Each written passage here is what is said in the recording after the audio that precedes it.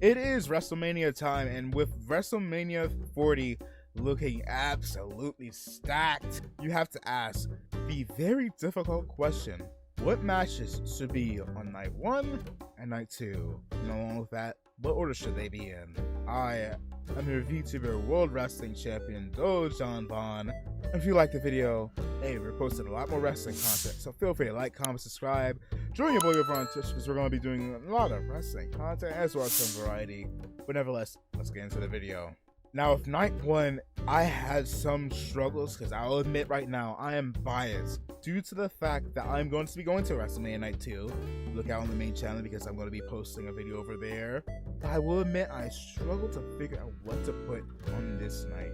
So there's 2 matches that have not been confirmed, which we'll get to in a second. What should start off night 1, however, I'll be real, should be the 6-man tag team championship match, the ladder match. And if you know something about ladder matches, they tend to go off mad wild. When it comes to tag matches opening up WrestleMania, they tend to be absolute bangers. So why not open what may be the greatest WrestleMania card with an absolute banger? It only makes sense. And if I were to determine a winner, I would have it be the team of The Miz and R-Truth. And the team of R-Truth and Damian Priest. Or you could have Priest, I don't know, you could have a couple of things happen here. Perhaps Priest and R-Truth grab one set of tag titles and an actual team grab the other set. I don't know. There's a lot you can do here. One thing that I've been throwing around is based off of that idea where we could have Truth and Balor, Miz and Priest both go up the ladder. Miz and Truth grab the Raw tag titles. Truth grabs one of the SmackDown tag titles. Finn gets knocked off his ladder by, say, the Miz. Priest grabs the other SmackDown tag title. They yoink them down, and voila, you split the tag titles. And on top of that, if you want to go ahead and make Damian Priest a babyface down the line sometime this year, hey, what a better way to do it than this? Maybe you can think of a better way to turn him face. Or if you want to just keep him heel, we could do that as well. Now, at the time of me recording this, they did just announce this match for SmackDown, but there's a good chance it's going to end in some sort of shenanigans. But we could potentially have Santos Escobar versus, excuse me, let me put some respect on his name. Santos Escobar versus Rey Mysterio. Or LWO versus LDF, Legado del Fantasma. But alternatively, we could have this be some showcase match. This is the other match, one of the 2 matches I decided to go ahead and make up that have not been confirmed. So we'll have to wait and see what happens here. It might just be a showcase match where we can have storyline beats for Legado del Fantasma and LWO, as well as for Cross and AOP versus The Pride, aka Bobby Lashley and Montez Ford and Angelo Dawkins. I don't know, y'all will decide. If we were going with the Santos versus Rey answer, I'd honestly have Santos Escobar go ahead and win it. But alternatively, if it's the tag team showcase, give Bobby Lashley a win, give the Street Profits a win, and for the other match that's not been confirmed that I decided to put together, the women's tag title match. And for this here, we could go ahead and build this up as a potential secondary tag team showcase. I don't know. Or we could have this alternatively be the match where we have those that are siding alongside Bayley versus Damage Control's Asuka and Kairi Sane. And if it was up to me, I would have it be Naomi and Bianca Belair. Also, due to the fact that Bianca, you know, she wants to be on the WrestleMania card, and the women's tag titles are the only championships that are left open right now. Bayley and Io are busy, Rhea and Becky are busy, and you know what? Let's continue Bianca's streak. Let her go ahead and win the women's tag titles, become a Grand Slam champion, and hey, we can build this even further for the fall of Damage Control. After this match, we can have the bout, which has been confirmed, between LA Knight and AJ Styles. This match could be a real proving grounds for LA Knight because a lot of WWE fans, they know LA Knight for being one of the greatest mic talkers of our modern era, equivalent to a Stone Cold Steve Austin meets The Rock. And if I'm being honest, it feels like we should have this be a stipulation-based match. Have it be something wild to go on. Maybe a no holds barred. Something of that effect. Maybe even a Hell in a Cell match, because it's been a long while since we had. Actually, you know what? Let me correct myself. We had a Hell in a Cell match at last year's Wrestlemania. But still, these two, you have AJ Styles flying 30 plus hours just to screw LA Knight over. S tier levels of pettiness. You have LA Knight desperately week after week after week hunting down AJ Styles like he's his prey, trying to absolutely batter this man. You can't tell me this feud isn't super personal at this point to these two. If it's not a unsanctioned match or something else to that effect, put them in the cell or something. Do something with this match. Don't let it just be a normal one-on-one. But also let them go ahead and burn the house down. Let them have the match of the night. Let them make some magic in that ring. The match that deserves and should have been in the main event. The Women's Royal Rumble winner, Bayley versus Io Sky. I originally was going to put this at the start of the show because if you can't be in the main event, why not have it be at the start of the show? But then I decided to add that tag match, and I felt like it's more appropriate to have that tag title match before this one here, especially if we're gonna go with the storyline of the fall of Damage Control.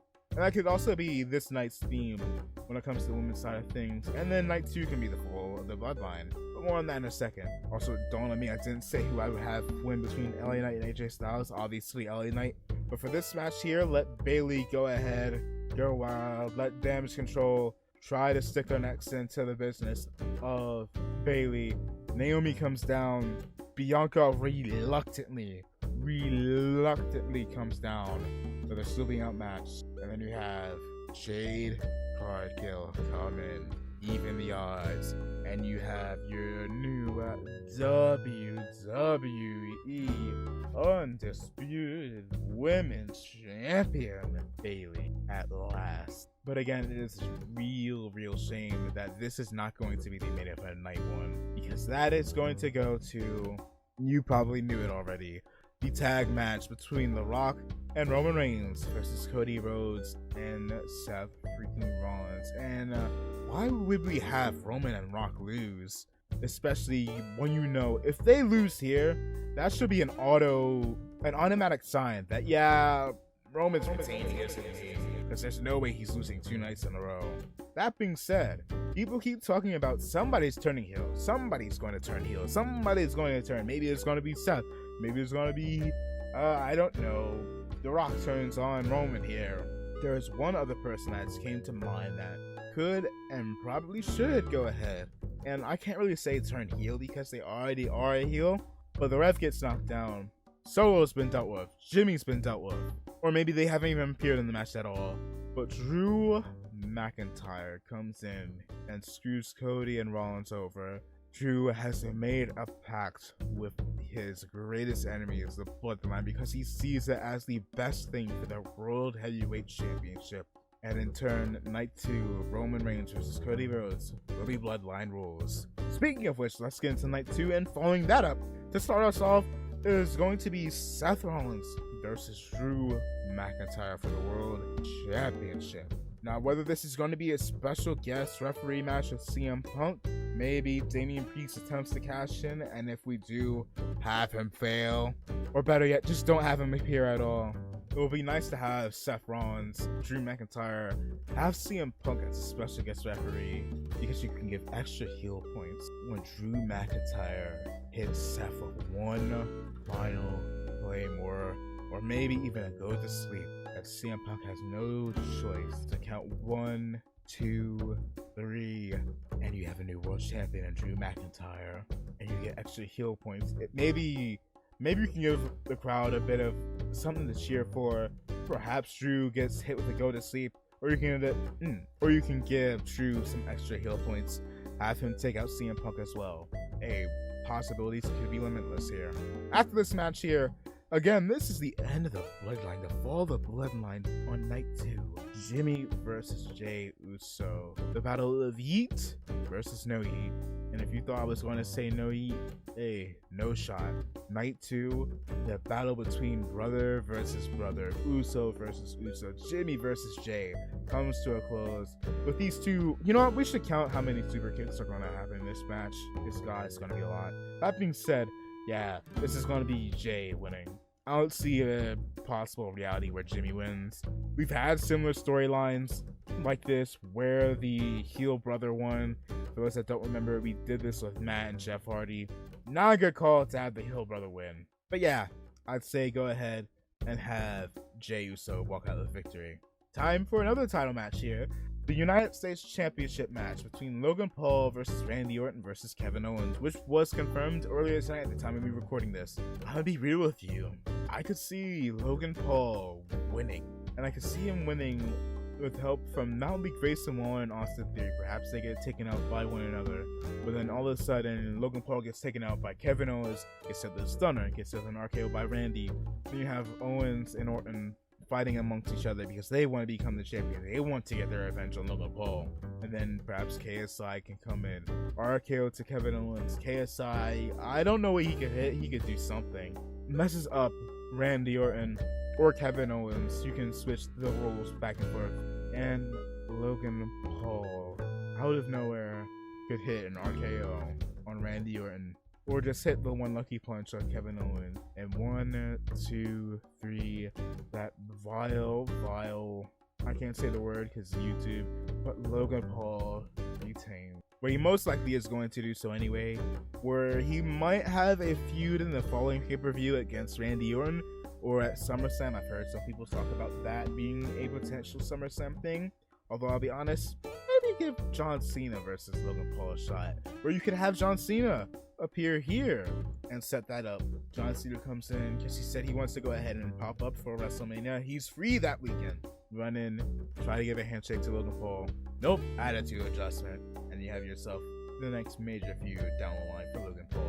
After this match, it is the match between Gunther versus Sami Zayn. And even if, because there was a point in that match between Sami Zayn versus Chad Gable, I don't know if there's something that's going to change. People have pointed out that Chad's shoulders were off the mat. So whether this remains a one-on-one bout or if this gets changed into a triple threat, it doesn't matter. The only way I will say it would matter is if Sami Zayn does get swapped out for Chad Gable. Because if that's the case, Chad's winning it. But as it currently stands between Gunther and Sami Zayn, I'm going to say the Ring General is walking out. Still, your Intercontinental Champion. Becky versus Rhea, and I'll be honest, this is an easy one. I'm going to give this one to Becky, losing it. No, we're giving this one to Rhea Ripley. It feels like the reactions to Becky have died down in the past year or two. People don't really react to Becky as warm as they used to, which feels like a shame. But you look at when she comes out, cuts promos, they don't cheer as loud. It's something off with Becky Lynch, and I don't know what it is. But her stuff has not been hitting like how it used to with the man back in like 2019 and whatnot. That being said, Rhea's title reign has been lacking one thing, and that's major victories over people that could genuinely be a threat to her in her title reign. That's why that match with her versus Charlotte Flair last year was such a banger. This was the start of her title reign against the biggest op against Rhea Ripley. That's why that match against Nia Jax was a surprising banger, because it was against somebody that made Rhea the underdog. It was somebody that you couldn't say 100%. Yeah, they're 1,000,000% beating Rhea. Actually, that's a lie, because people kind of figured that Nia was going to be beaten by Rhea. And what better of a star to have Rhea go ahead and defeat this year at WrestleMania than Becky Lynch. You can have her continue this title reign over the course of this year and into next year's WrestleMania. Have her actually fight people that could be threats and let her tear the house down with them. Don't let off the gas. Go full throttle this year. And you could have perhaps a Bianca Belair or Jade Cargill be the one to ultimately dethrone the Nightmare, Rhea Ripley. And in the main event is Cody versus Roman. And of course, you have to say, let him finish his story. You have The Rock coming on, and by the time that you're seeing this, whether this is later down the line, maybe this is later in the week, maybe you're watching this and this is after or right by WrestleMania, The Rock could have said a whole lot more. But with what he said so far, talking trash about Cody's dog, Pharaoh, about Cody, about Cody's allies with Seth Rollins, talking down about Cody being a quote-unquote mistake, invoking his family's name, his brother, his sister. It's a matter of time before he mentions Dustin, talking about his time as Stardust, mentioning his mother over and over and over. This man is trying to hit as many low blows as possible. You can't have Cody lose again. Cody himself has even said that if he doesn't finish the story this year, it's a done deal. It's GG's. The Rock said if you don't finish your story this year, and you ain't ever finishing your story. It feels like we are pointing so many things to potentially happen here for Cody to ultimately win and overcome the odds. You should do nothing else but exactly that. Let him finish his story. Please, Triple H. Please, Dwayne. Please, Rocky. Let him finish his story. And that's about it. That is, quite frankly, everything I would have for night 1 and night 2 of WrestleMania. But hey, if you're watching this over on YouTube, feel free to like, comment, subscribe. And feel free to join us over on Twitch as we go ahead and record stuff like this. We're going to also go ahead and do a lot of 2K24. As we are currently in the midst of your boy playing the Live Rise Undisputed Run. We also do some variety series and whatnot. Feel free to check your boy out. Alright, see ya. Bye.